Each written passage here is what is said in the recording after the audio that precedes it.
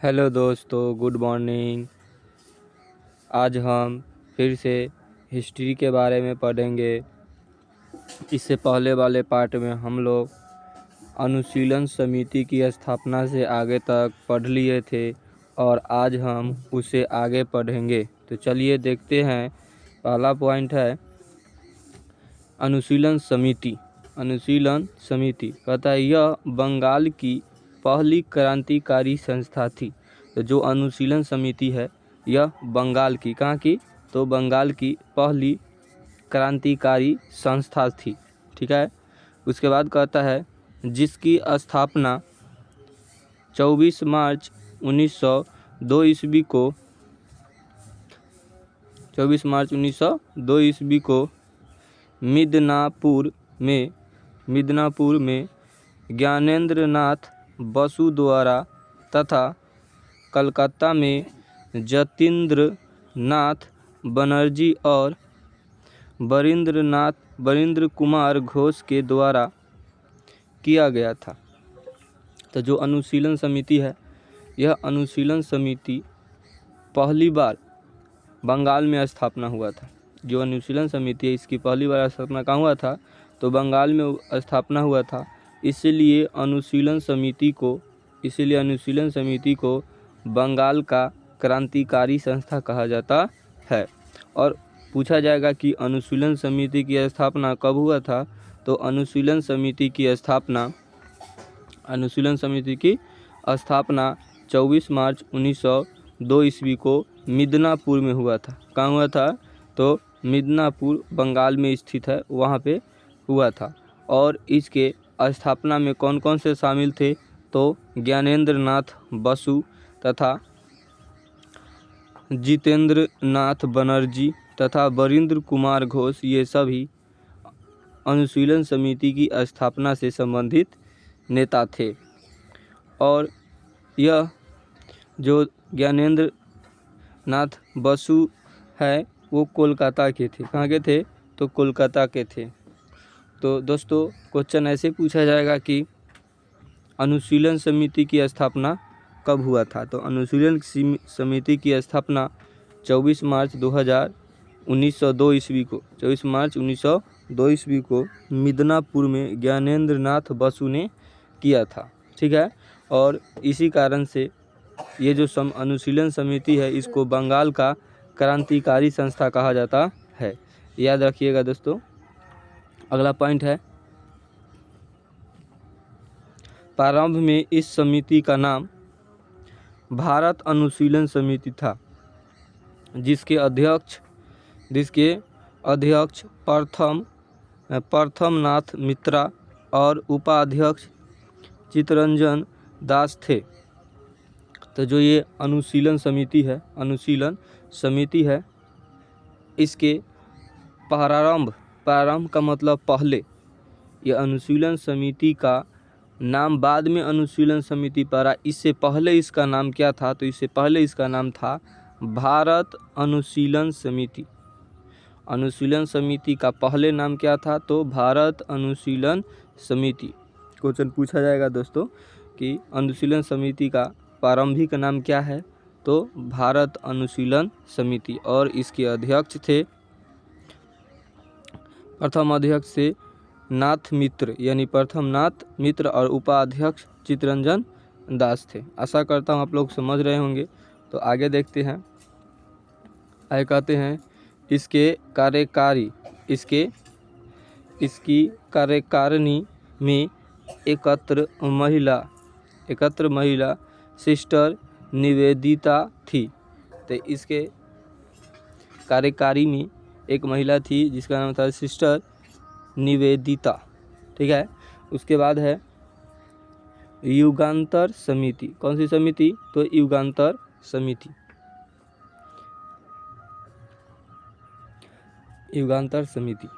बंगाल के क्षेत्र में क्रांतिकारी आंदोलन बरिंद्र नाथ घोष तथा भूपेंद्र नाथ दत्त ने किया था। तो जो बंगाल का क्षेत्र वहाँ पे जो क्रांतिकारी हुआ, बंगाल के क्षेत्र में जो क्रांति हुआ उसका क्रांतिकारी आंदोलन का नेता थे बनीन्द्र नाथ घोष तथा भूपेंद्र नाथ दत्त ने किया था। इन्होंने युगांतर नामक पत्रिका से कहा कि यदि 30 करोड़ भारतीयों के 60 करोड़ हाथ एक साथ खड़े हो जाए तो किसी अंग्रेज की ताकत नहीं कि उसे रोक सके। तो जो ये युगांतर समिति है, ये भी समिति बंगाल के क्षेत्र में था। युगांतर समिति ये बंगाल के क्षेत्र का क्रांतिकारी समिति था और क्रांतिकारी आंदोलन था। तो कहा जाएगा कि युगांतर समिति कहाँ उपस्थित था, यानी कि युगांतर समिति का उत्पन्न कहाँ हुआ था, तो बंगाल में हुआ था और बंगाल के क्रांतिकारी आंदोलन का ये युगांतर समिति है। और युगांतर समिति के स्थापककार बनीन्द्र नाथ घोष तथा भूपेंद्र नाथ दत्त थे। ठीक है, और यही युगांतर समिति में एक पत्रिका प्रकाशन किया गया, युगांतर नामक एक पत्रिका भी प्रकाशन किया गया। इस युगांतर नामक पत्रिका में कहा गया कि अगर 30 करोड़ भारतीयों का 60 करोड़ हाथ एक साथ उठ जाए, एक साथ खड़ा हो जाए, तो कोई अंग्रेज का ताकत नहीं है कि उसे रोक सकता है। तो आशा करता आप लोग समझ रहे होंगे। तो आगे देखते हैं। अगला पॉइंट में कहता है खुदीराम बोस। कौन? खुदीराम बोस, हमारे वीर खुदीराम बोस प्रफुल्ल चाकी इन समिति के सक्रिय सदस्य थे। तो जो ये युगांतर समिति है, इसके सक्रिय समिति के अध्यक्ष, सक्रिय समिति के जो नेता थे, उसमें खुदीराम बोस और प्रफुल्ल चाकी थे। ये युगांतर समिति के सक्रिय सदस्य थे। ठीक है, आगे देखते हैं। अगला कहता है प्रफुल्ल चाकी तथा खुदीराम बोस 1908। प्रफुल्ल चाकी तथा खुदीराम बोस 1908 ईस्वी में मुजफ्फरपुर के जज किंग्सफोर्ड की गाड़ी पर बम फेंक दिया, किंतु दुर्भाग्य से उस गाड़ी में राष्ट्रीय आंदोलन से हमदर्दी रखने वाले मिस्टर कैनेडी की पत्नी एवं पुत्री थी, जिसकी बम विस्फोट में मृत्यु हो गई। कहने का मतलब है कि जो प्रफुल्ल चाकी और खुदीराम बोस है, वो 1908 ईस्वी में मुजफ्फरपुर में किंग्सफोर्ड की जज कौन थे, तो किंग्सफोर्ड जज से उसको मारने का प्रयास किया। कौन? प्रफुल्ल चाकी और खुदीराम बोस 1908 ईस्वी में मुजफ्फरपुर में किंग्सफोर्ड जो जज था, उसको मारने का प्रयास किया, लेकिन उस मारने के प्रयास में दुर्भाग्य से उसमें किंग्सफोर्ड जज नहीं था और उनकी किंग्सफोर्ड की पत्नी और बेटी थी, जिससे उसकी पत्नी और बेटी का मृत्यु हो गया, क्योंकि वो गाड़ी में था ही नहीं और बम गाड़ी पर गिर गया, जिस कारण उसकी पत्नी और बेटी मर गई। ठीक है, उसके बाद अगला पॉइंट है प्रफुल्ल चाकी पुलिस की डर से आत्महत्या कर लिए, जबकि अंग्रेज ने खुदीराम बोस को 11 अगस्त 1908 ईस्वी को लगभग 18 वर्षों की आयु में मुजफ्फरपुर जेल में फांसी दे दिया। यह सबसे कम उम्र में फांसी चढ़ने वाले क्रांतिकारी थे। तो क्वेश्चन पूछा जाएगा कि भारत के वह कौन से क्रांतिकारी थे जो सबसे कम उम्र में फांसी की सज़ा पर चढ़ गए थे, तो वह थे खुदीराम बोस। कौन थे? खुदीराम बोस। और क्या कारण था? तो किंग्सफोर्ड की हत्या का प्रयास, जो कि 1908 में मुजफ्फरपुर में किया गया था। और ये मुजफ्फरपुर जो किंग्सफोर्ड हत्या का प्रयास 1908 ईस्वी में हुआ, इसमें प्रफुल्ल चाकी और खुदीराम बोस दोनों थे, लेकिन प्रफुल्ल चाकी पुलिस के डर से खुद आत्महत्या कर लिए, लेकिन खुदीराम बोस ऐसा नहीं किए। तो पुलिस उनको पकड़ के 11 अगस्त 1908 ईस्वी को मुजफ्फरपुर के जेल में खुदीराम बोस को फांसी दे दिया। ठीक है, तो आशा करते हैं आप लोग समझ रहे होंगे। तो आगे देखते हैं, अगला है, उसके बाद अगला पॉइंट है अलीपुर षड्यंत्र केस। अलीपुर षड्यंत्र केस, अलीपुर षड्यंत्र केस जो कि 1908 ईस्वी में हुआ था। इसमें पहला पॉइंट कहता है अंग्रेजी सरकार ने मानिक टोला उद्यान एवं कलकत्ता में अवैध हथियार के तलाशी के दौरान कई व्यक्तियों को गिरफ्तार कर अलीपुर कारागार जो कि कोलकाता में है में डाल दिया गया, जिससे अलीपुर षड्यंत्र केस कहते हैं। कि जो अलीपुर षड्यंत्र केस है ये 1908 ईस्वी में हुआ था। इसका कारण क्या था कि जो अंग्रेज है ना, वो शक के आधार पर मानिक टोला में जो कि कोलकाता में है, और ये जो अलीपुर कारागार है ये भी कोलकाता में ही स्थित है। अंग्रेज पुलिस ने शक के आधार पर बहुत से लोगों को हथियार के तलाश में बहुत व्यक्तियों को गिरफ्तार करके अलीपुर कारागार में बंद कर दिया, जिसे अलीपुर षड्यंत्र कहा जाता है। ठीक है, आप लोग समझ रहे होंगे। तो अगला पॉइंट है इसमें अरविंद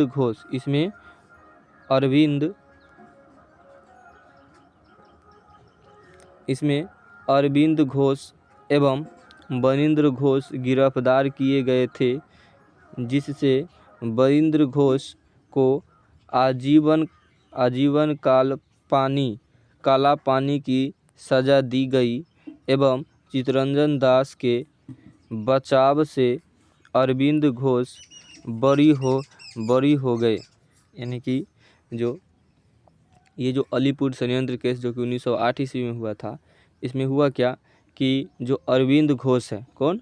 अरविंद घोष और बरिंद्रनाथ, ये दोनों भारत के क्रांतिकारी नेता थे। इनको गिरफ्तार कर लिया अलीपुर षड्यंत्र के तहत। और क्या गया कि जो बरिंद्र घोष थे उनको आजीवन कारावास यानी कि जिंदगी भर जेल में रहने का सज़ा सुनाया गया, और वो भी भारत में नहीं, काला पानी भेज दिया गया जो कि अंडमान निकोबार में स्थित है। ठीक है, और वही चित्तरंजन दास को बचाव से अरविंद घोष बरी हो गए। कहने का मतलब है कि जो अरविंद घोष है उन्होंने चित्तरंजन दास को, बरिंद्र घोष को बचा लिया। ठीक है, और बरिंद्र घोष को काला पानी की सज़ा सुना दी गई। ठीक है, और अरविंद घोष को बचा लिया। अरविंद घोष को किसने बचा लिया? तो चित्तरंजन दास ने अरविंद घोष को बचा लिया सज़ा से, लेकिन बरिंद्र घोष सज़ा पा गए जिंदगी भर, जो कि काला पानी में भेज दिया गया था उनको। ठीक है, अगला पॉइंट है इस घटना के बाद अरविंद घोष सन्यासी बन गए। इस घटना के बाद अरविंद घोष क्या बन गए? तो सन्यासी बन गए और पांडिचेरी चले गए, जहां उन्होंने ऑरोविले आश्रम की स्थापना किया था। तो जो अलीपुर षड्यंत्र केस है, इसमें अरविंद घोष पकड़े जाने के कारण शक के आधार पर अरविंद घोष को तो चित्तरंजन दास बचा लिए, लेकिन चित्तरंजन दास भावुक होकर एक नेता क्रांतिकारी से संन्यास ले लिए और सन्यासी बन गए। और सन्यासी बनने के बाद उन्होंने पांडिचेरी चले गए, और पांडिचेरी जाकर वहाँ ऑरोविले एक आश्रम की स्थापना किया था और वहीं रहने लगे। ठीक है, तो पूछा जाएगा क्वेश्चन कि ऑरोविले आश्रम की स्थापना किसने किया था? तो अरविंद घोष ने किया था। ऑरोविले आश्रम की स्थापना अरविंद घोष, ऑरोविले की स्थापना अरविंद घोष ने किया। ठीक है, आप लोग याद रखिएगा। तो अगला पॉइंट देखते हैं। अगला है बंगाल विभाजन 1905 ईस्वी। बंगाल विभाजन 1905 ईस्वी। तो चलिए बंगाल विभाजन 1905 ईस्वी को विस्तार से देखते हैं।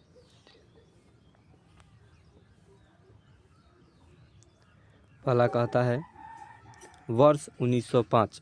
वर्ष 1905 वर्ष 1905 तक आते आते बंगाल में राष्ट्रवाद की भावना चरम सीमा पर पहुंच गई। अतः राष्ट्रीय चेतना को समाप्त करने के लिए अंग्रेज ने बंगाल का विभाजन किया। बंगाल का विभाजन किया कहने का मतलब है कि 1905 ईस्वी तक आते आते जो बंगाल के लोग हैं, उस समय बिहार, उड़ीसा, झारखंड सब बंगाल के क्षेत्र में ही आते थे। तो उस समय जो 1905 ईस्वी आते आते समय जो बंगाल के लोग सब थे, वो बहुत ही क्रांतिकारी यानी राष्ट्रवादी बन गए। क्रांतिकारी राष्ट्रवादी बन गए यानी राष्ट्र के प्रति प्यार हो गया, राष्ट्रवादी भावना जग गया, जिनके कारण सब ने क्रांति आरंभ कर दिया। तो अंग्रेज़ों ने सोचा कि हम बंगाल को ही विभाजन कर देते हैं, अलग अलग कर देते हैं। तो 1905 ईस्वी में अंग्रेज़ों ने बंगाल को विभाजन कर दिया, पूर्वी बंगाल और पश्चिमी बंगाल। ठीक है, अगला पॉइंट है बंगाल विभाजन की घोषणा लॉर्ड कर्जन ने 19 जुलाई 1905 ईस्वी को किया, जो 16 अक्टूबर 1905 ईस्वी को विभाजन लागू किया गया। कहने का मतलब है कि बंगाल विभाजन किसके द्वारा किया गया? तो बंगाल विभाजन 1905 ईस्वी में बंगाल विभाजन लॉर्ड कर्जन के द्वारा किया गया। बंगाल विभाजन किसके द्वारा किया गया? तो लॉर्ड कर्जन के द्वारा किया गया है। और इसमें ऐसे भी क्वेश्चन पूछा जाता है कि बंगाल विभाजन की घोषणा कब हुआ? तो बंगाल विभाजन की घोषणा 19 जुलाई 1905 ईस्वी को हुआ। वही बंगाल विभाजन लागू कब हुआ? तो लागू पूछेगा तो बंगाल विभाजन लागू हुआ 16 अक्टूबर 1905 ईस्वी को बंगाल विभाजन लागू हो गया। ठीक है, तो घोषणा और लागू अलग अलग है। लागू पूछेगा 19 जुलाई 1905 और घोषणा पूछेगा तो 19 जुलाई 1905 और लागू पूछेगा तो 16 अक्टूबर 1905 ईस्वी को। ठीक है, और किया किसने था? तो लॉर्ड कर्जन ने बंगाल विभाजन की घोषणा की। ठीक है, उसके बाद है बंगाल विभाजन के समय बंगाल का lieutenant governor sir Andrew Fraser थे। तो बंगाल विभाजन के समय बंगाल का लेफ्टिनेंट गवर्नर कौन था? तो lieutenant governor sir Andrew Fraser थे। बंगाल विभाजन के समय बंगाल का लेफ्टिनेंट गवर्नर कौन था? तो सर एंड्रयू फ्रेजर। कौन थे? सर एंड्रयू फ्रेजर थे। उसके बाद है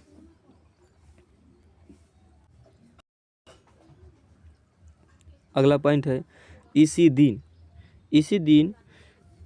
16 अक्टूबर 1905 ईस्वी को शोक दिवस के रूप में मनाया गया।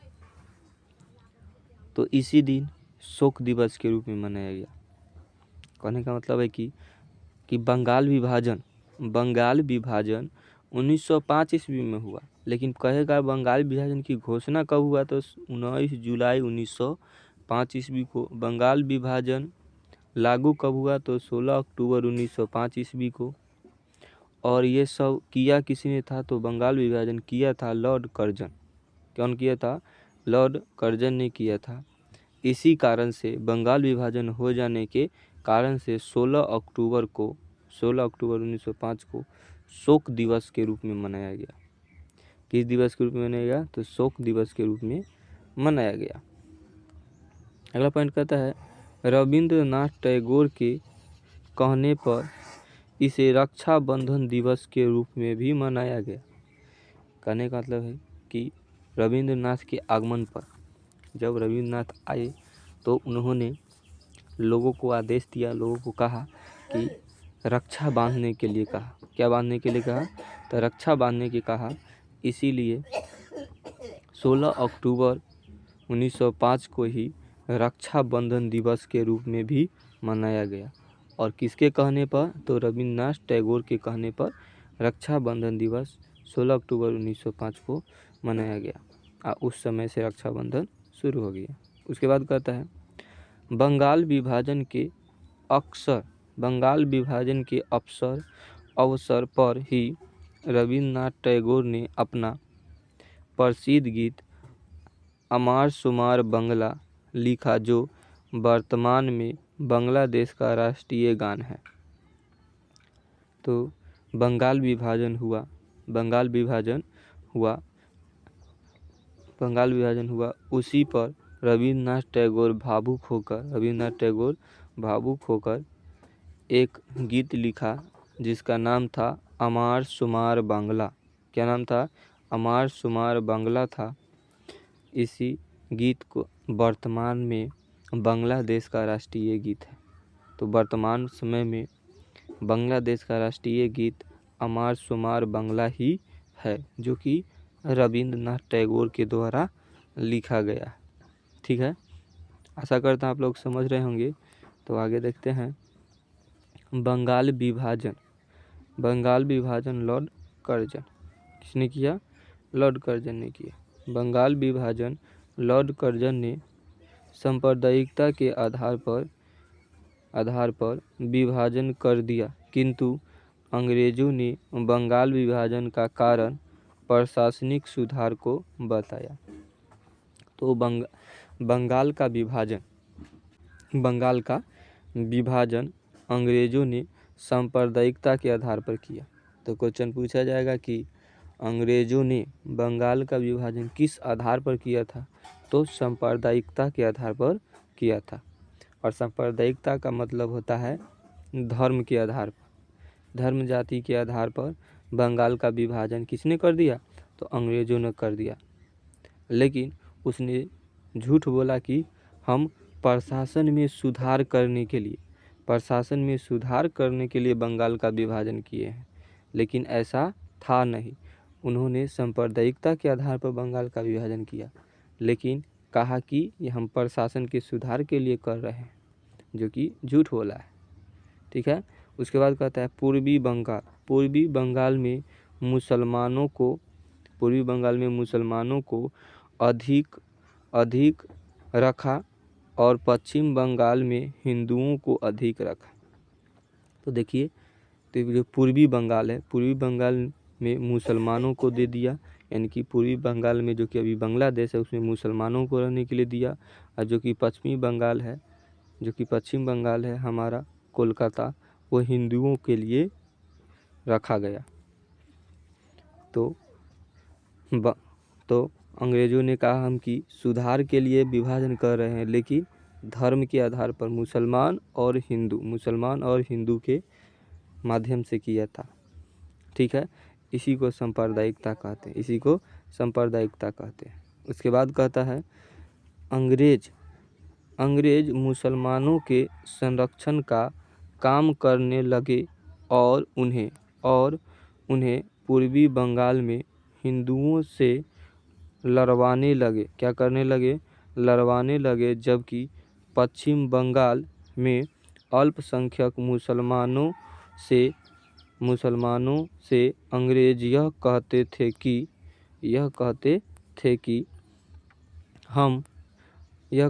कि हम तुम्हारे संरक्षक बनकर रहेंगे। कहने का मतलब है कि जो अंग्रेज है, अंग्रेजों ने पूर्वी बंगाल में मुसलमानों को हिंदुओं को लड़वाते थे। यानी कि जो पूर्वी बंगाल था उसमें जो भी हिंदू था वह हिंदुओं को मुसलमानों से लड़वाता था, मुसलमानों को हिंदुओं से डरवाता था और हिंदुओं को वहाँ से भगाता था। ठीक है, लेकिन जो पश्चिम बंगाल में अल्पसंख्यक मुसलमान थे, उनको अंग्रेज़ों ने अपना संरक्षक बताया। ठीक है, उसके बाद कहता है अंग्रेज ने बंगाल से फूट डालो और शासन करो। अंग्रेज ने बंगाल से फूट डालो और शासन करो की नीति प्रारंभ कर दिया। तो अंग्रेज़ों ने फूट डालो और शासन करो की नीति कहाँ से अपनाया था? तो फूट डालो और शासन करो की नीति बंगाल से अपनाया था। अंग्रेज़ों की बंगाल विभाजन की नीति सफल नहीं हो पाई। अंग्रेज़ों की बंगाल विभाजन की नीति सफल नहीं हो पाई क्योंकि 1905 ईस्वी में बंगाल के टाउन हॉल से स्वदेशी तथा बहिष्कार आंदोलन प्रारंभ हो गया। तो जो स्वदेशी आंदोलन वो बंगाल यानी कि कोलकाता के टाउन हॉल से स्वदेशी आंदोलन शुरू हो गया। कौन से आंदोलन शुरू हो गया? तो स्वदेशी आंदोलन 7 अगस्त 1905 ईस्वी को शुरू हो गया तथा बहिष्कार आंदोलन प्रारंभ हो गया। जो स्वदेशी आंदोलन इसको बहिष्कार भी कहा जाता है, यानी स्वदेशी आंदोलन में बंगाल विभाजन का बहिष्कार किया जाता था। इसके बाद कहता है भारतीयों ने अंग्रेज़ों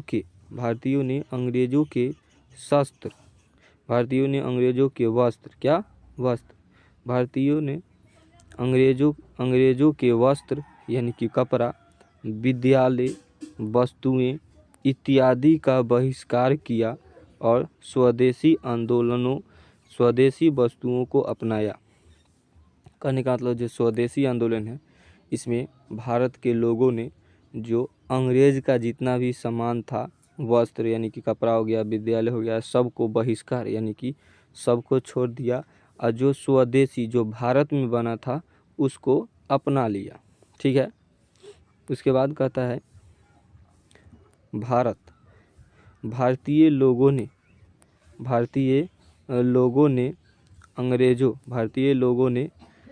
अंग्रेज़ों के कपड़े धुलने, उनके यहाँ नौकरी करने तथा उनके विद्यालय में पढ़ने से मना कर दिया। कहने का मतलब जो भारत के लोग सब थे वह स्वदेशी आंदोलन और बहिष्कार के कारण अंग्रेज़ के कपड़े धोने, कपड़े पहनने, अंग्रेज़ के यहाँ नौकरी करने, अंग्रेज़ के विद्यालय में पढ़ने सब से मना कर दिया। इसी को स्वदेशी आंदोलन का मुख्य काम था अंग्रेज़ों के सामान का बहिष्कार करना। ऐसा करता आप लोग समझ रहे होंगे। तो आगे अगला है, इस आंदोलन के दौरान भारतीयों ने स्वदेशी कपड़ों को जला दिया, जिसे रविंद्रनाथ टैगोर ने एक निष्ठुर अपराध कहा। यानी कि स्वदेशी आंदोलन में अंग्रेज़ों के सामान का बहिष्कार करते हुए भारतीय लोगों ने अंग्रेज़ों के कपड़ों को जला दिया, जिस कारण ये काम को रविंद्रनाथ टैगोर ने निष्ठा की यानी अपराध कहा, किसे आप लोग अपराध कर रहे हैं। उसके बाद है बंगाल में ब्रिटेन के वस्तुओं के बहिष्कार का सुझाव सर्वप्रथम कृष्ण कुमार मित्र ने दिया था। तो बंगाल में जो अंग्रेज़ों के जितना भी वस्तु है उसका बहिष्कार यानी बाइकआउट करने का सुझाव किसने दिया था? तो सुझाव कृष्ण कुमार मित्र ने दिया था। बहिष्कार करने का सुझाव किसने दिया? तो कृष्ण कुमार मित्र ने दिया था। उसके बाद है स्वदेशी आंदोलन के प्रमुख नेता बेमेश चंद्र बनर्जी, सुरेंद्र नाथ बनर्जी, बिपिन चंद्र पाल एवं रविंद्रनाथ टैगोर इत्यादि ये सब स्वदेशी आंदोलन के प्रमुख नेता थे। इन्होंने बंगाल विभाजन को रद्द करने के लिए बंग भंग आंदोलन को चलाया। तो ये सब स्वदेशी आंदोलन के प्रमुख नेता थे और बंगाल विभाजन को रद्द यानी कि वापसी करने के लिए इन सब ने मिलकर बंग भंग आंदोलन को शुरू किया था। ठीक, उसके बाद है स्वदेशी आंदोलन मद्रास में। स्वदेशी आंदोलन मद्रास में इसे स्वदेशी मद्रास में स्वदेशी आंदोलन का नेतृत्व मद्रास में स्वदेशी आंदोलन का नेतृत्व चिदंबरम पिल्लई, पंजाब में अजीत सिंह एवं लाला लाजपत राय, बम्बई में और पुणे में। तो बम्बई में स्वदेशी आंदोलन का नेतृत्व लाला लाजपत राय बम्बई और पुणे से किया था। अजय सिंह यानी अजीत सिंह पंजाब से किया था और मद्रास से चिदंबरम पिल्लई ने स्वदेशी आंदोलन का नेतृत्व किया था। और लोकमान्य तिलक तथा दिल्ली से सैयद अली ने किया था। पुणे से लोकमान्य तिलक ने किया था और पुणे से स्वदेशी आंदोलन का नेतृत्व सैयद हैदर अली रज्जा ने किया था। ऐसा करते हैं दोस्तों, आप लोग समझ रहे होंगे। तो अगला है स्वदेशी आंदोलन के दौरान वंदे मातरम का नारा दिया गया था। इसके बाद इससे पहले हम वंदे मातरम का नारा दिया गया था और इससे आगे हम लोग अगले पार्ट में पढ़ेंगे दोस्तों। जय हिंद।